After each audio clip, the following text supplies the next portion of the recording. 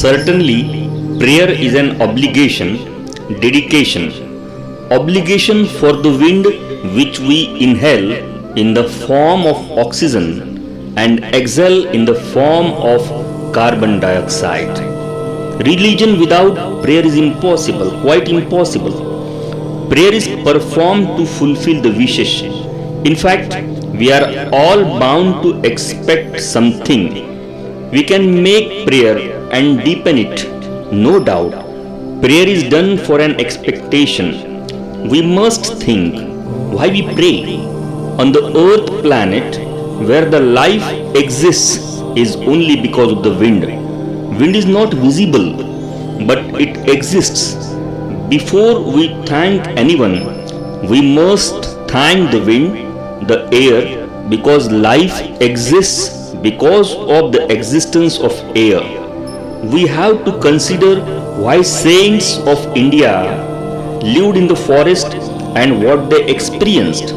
In fact, it is only in the forest that you know the significance of the wind and air. If you ask me, what is prayer? I will say, prayer is not a rehearsal. It is of yours. It should be yours and only yours to the supreme form of energy. It is independent and not premeditated.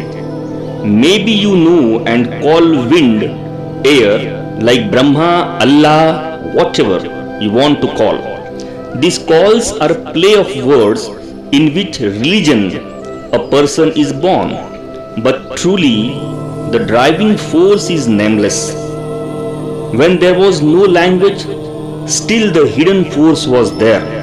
Every element of the earth is related to us, except that we can't survive, even we cannot take a form. We know the air is within us, elements of earth are within us, water is within us, fire and sky is within us.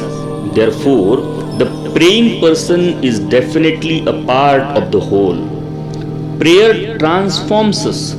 Even after living in such scenario, we ask why the prayer and its significance. This is not a talk of superstition.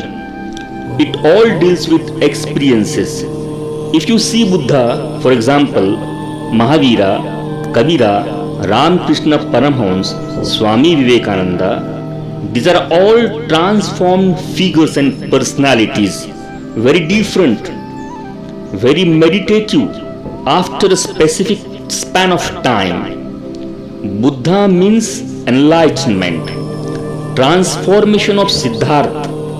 You read the books you want, but you will not conclude and understand the journey, the path of Buddha, his life. You can't judge what Mahavira did by closing eyes with no garments worn. We are only imitators.